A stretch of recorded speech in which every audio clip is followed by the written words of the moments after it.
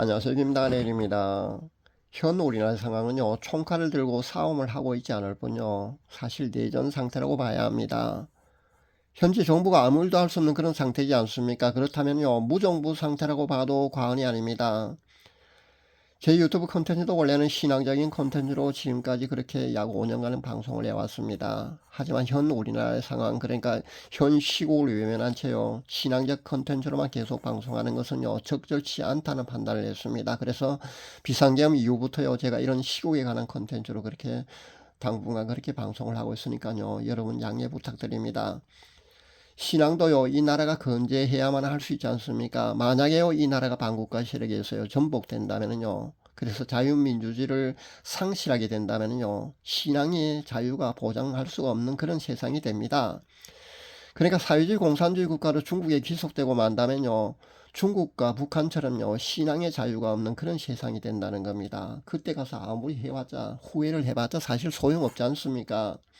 그때는 이미 땅을 치고 후회도 늦은 것이 된다는 걸 여러분 아시기 바랍니다. 그렇게 되지 않도록 하기 위해서요, 잠들어 있는 국민들과 크리스찬들의 의식을 깨우는 이런 방송을 할 수밖에 없는 겁니다. 많은 좌파 목회자들에 의해서, 그리고 언론에 선동되어서 말입니다, 많은 국민들과 크리스찬들은요, 선을 악으로 정의를 불의로 진리를 거짓으로 그렇게 잘못 판단하고 있는 그런 분들도 상당히 많지 않습니까? 그래서요, 나중에 땅을 치고 후회하는 일만큼은 반드시 없어야 하기 때문에 제가 인기에 연연하지 않고 이렇게 시국에 관한 그런 콘텐츠로 계속해서 방송을 하고 있는 겁니다. 자금의 우리나라는요, 그 자유민주주의 세력과 여기에 반해서 중국과 북한을 추종해서 따르고 있는 사회주의 및 공산주의 세력, 그러니까 반국가 세력이 현재 첨예하게 대립해서 존재하고 있습니다. 그동안 아닌 것처럼 그렇게 위장하고 있었을 뿐입니다. 겉으로 그 정체가 만천하의 그 모습을 드러내지 않고 있었을 뿐이라는 겁니다. 그런데 이번에 비상계엄을 통해서요, 그 정체가 만천하에 드러나게 된 겁니다. 그리고 이제는요, 처음에 비해서요, 반국가 세력의 공세가 차츰 그 세력이 약해지고 있는 그런 모습도 현재 보이고 있습니다. 초기만 해도요, 저는 금방 자유민주주의 체제가요, 붕괴될 듯 아주 위태로운 그런 광경을 보았습니다. 하지만 지금은요, 많은 국민들의 의식이 깨어나고 있습니다. 많은 크리스찬들의 의식도 깨어나고 있고요. 그러니까 상황 반전의 기미가 보이기 시작했다는 것을 여러분 아시기 바랍니다. 그러니까 이 나라를 사랑하는 하나님의 신실한 자녀들은요, 실망치 마시고요, 계속해서 하나님께 간절히 기도해 주시기를 부탁드립니다. 성경에 보면요, 에스더가 죽으면 죽으리라는 그런 심정으로 유대민족의 말살을 계획하는 하만의 그 계획에요, 맞섰습니다. 그리고 그 당시 하만이 유대민족 말살을 계획했을 때 말입니다, 온 유대 백성들이요, 애통해하면서 금식했습니다. 그럴 때 하나님께서는요, 하나님이 친히 개입하셨습니다. 그래서 역전의 기적이 일어났습니다. 우리나라도 하나님의 신실한 백성들이 애통하면서 금식하며 하나님께 간절히 기도할 때요, 이와 같은 현 우리나라 상황이요, 역전되는 놀라운 기적이 일어날 수도 있다고 저는 판단합니다. 반드시 그렇게 될 줄로 믿습니다. 그러니까 여러분 실망치 마시고요, 기도를 하시기 바랍니다. 그렇게 자유민주주의 체제를 무너뜨리고요, 사회주의 공산주의 체제를 전환을 도모하는 반국가 세력들이 반드시 이 기회에 척결될 수 있도록 간절히 기도할 수 있기를 바랍니다. 그래서 제2의 건국이요, 우리나라에서 지금 이번 기회에 반드시 일어날 수 있도록 기도할 수 있기를 바랍니다. 그렇지 않고 안심하고 우리가요, 나약하며 미온적인 태도로 만약에 우리가 침묵을 하게 되면요, 우리나라의 자유민주주의 체제는요, 결국은 붕괴되고 만다는 것을 아시기 바랍니다. 며칠 전에 공수처가 대통령 관저에 체포조를 투입시켰습니다. 공간 안에까지 아마 들어간 걸로 압니다. 그렇게 대통령을 체포하려고 공수처에서요, 위법을 해가면서 그렇게 체포조를 투입했는데 말입니다, 일단은 1차는 그렇게 실패를 했습니다. 그런데 6일까지는요, 2차나 3차 시도도 할 수 있기 때문에 우리가 안심할 수는 없습니다.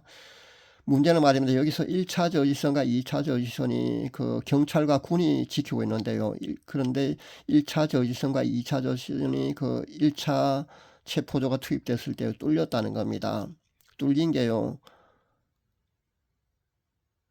열심히 노력해서 막다가 뚫린 게 아니고요. 그 항명으로 말입니다. 길을 그냥 터줬다는 겁니다. 그러니까 경찰과 군이요, 자신들의 그 경호처장의 명령을 그 항명해 갖고요, 명령을 따르지 않아서 그렇게 뚫렸다는 겁니다. 참 우려스럽습니다. 현재 우리나라 상황이 이런 겁니다. 그러니까 야당 세력들의, 반국가 세력들의 눈치를 보고 이렇게 경호처장의 명령을 받아야 하는 1차, 2차 저지선을 지키고 있는 경찰과 군이요, 이렇게 길을 터줬다는 겁니다. 아주 심각한 상태가 현재 우리나라입니다. 이렇게 우리나라는요, 반국가 세력과 자유민주주의 세력, 이렇게 첨예하게 현재 이렇게 대립하고 있다는 것을 여러분 아시기 바랍니다.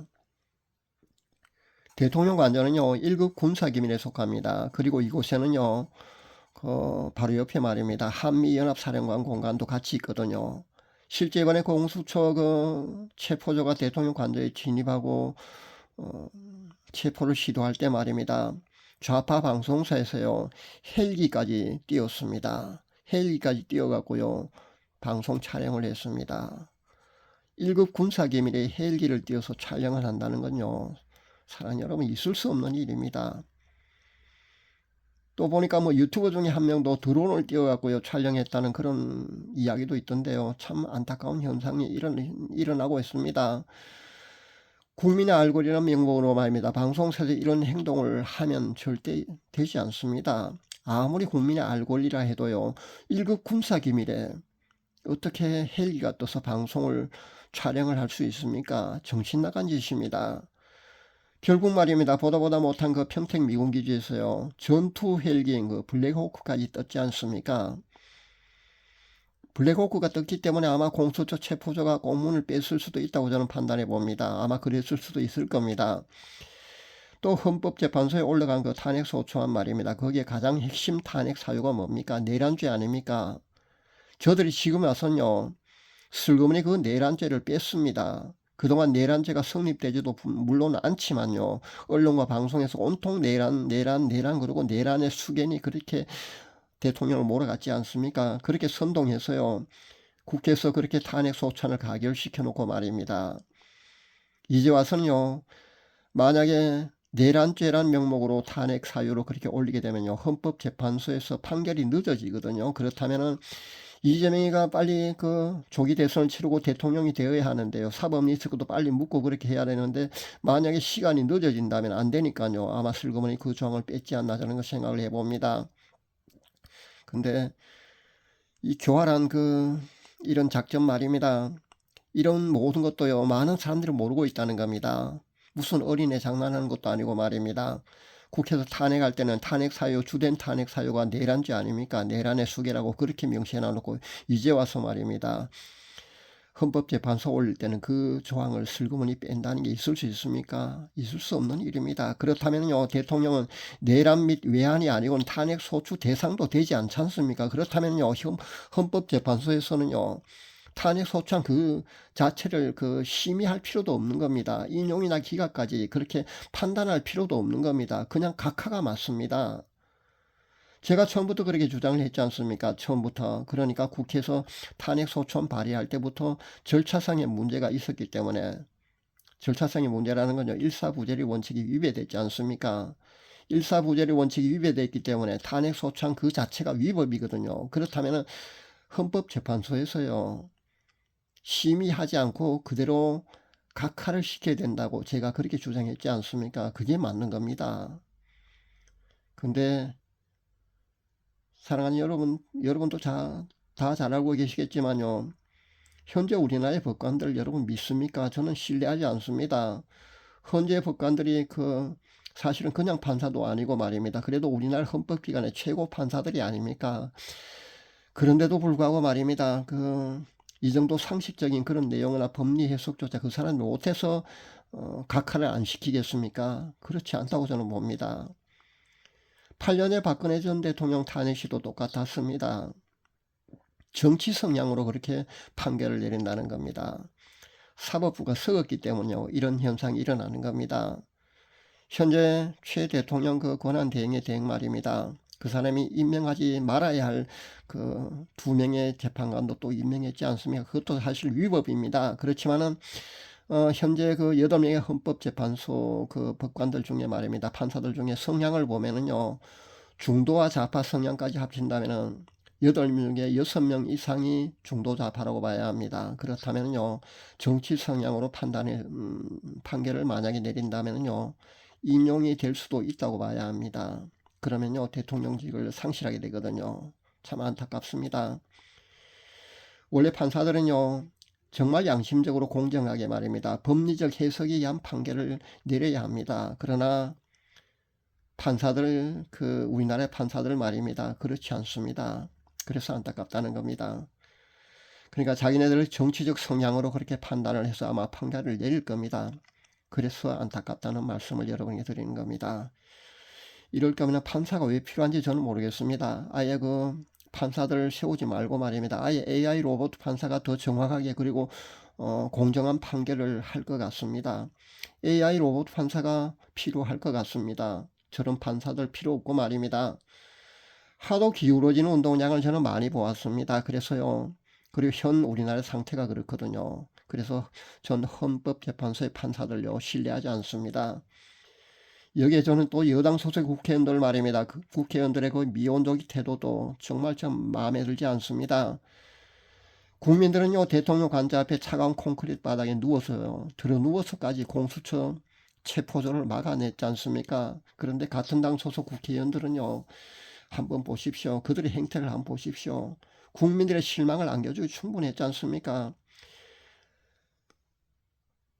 여당 국회의원도 모두가 나가서 사실은 몸으로 막아야 되지 않습니까? 그런데 안일하게요. 언론 프레임하고 있다는 겁니다. 의총만 하면 뭐합니까? 모두가 아스팔트로 뛰어나가야 합니다. 대통령 관저 앞에 나가서 몸으로 막아야 됩니다. 그런데 여당 국회의원들의 행태는요 정말 실망스럽습니다. 그리고 여권의 그 대권 후보들 말입니다. 그러니까 잠룡들의 처신도요 저는 참 마음에 들지 않습니다.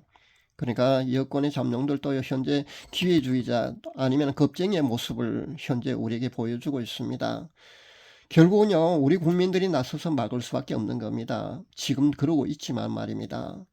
항상 나라가 위태로울 때는요 민초들은 백성들이 그렇게 나서서 이 나라를 구해왔습니다. 우리나라의 역사가 그것을 증명하고 있습니다.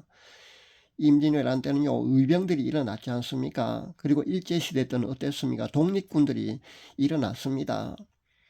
나라는 정치인들이 망쳐놓고 말입니다. 눈물겹게 몸을 던져서 이 나라를 구한 것은요 결국 민초들은 이름 없는 백성들이었다는 것을 여러분 아시기 바랍니다.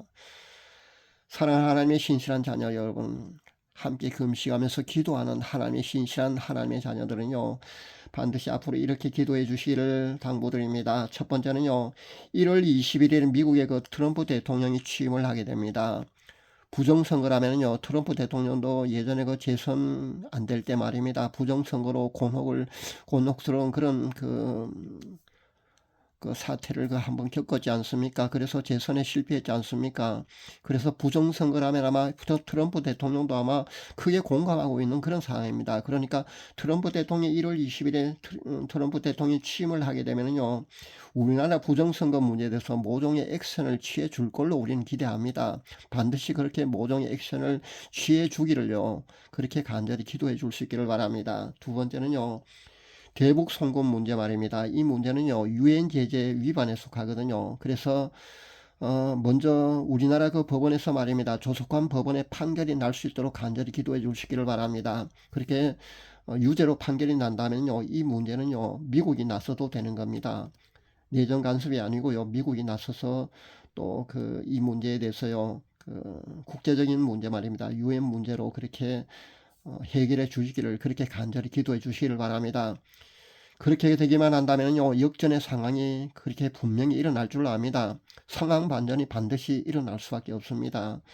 하나님께서는요 신실한 하나님의 자녀들이 금식하면서 간절히 부르시는 기도를요 결코 외면하시지 않는다고 저는 판단합니다. 저는 그렇게 믿습니다. 현재 상황 반전의 기믹이 보이기 시작했으니까요 그렇게 여러분은요 힘을 내서요 꼭 이렇게 하나님께 간절히 기도해 주시기를 당부드립니다. 감사합니다.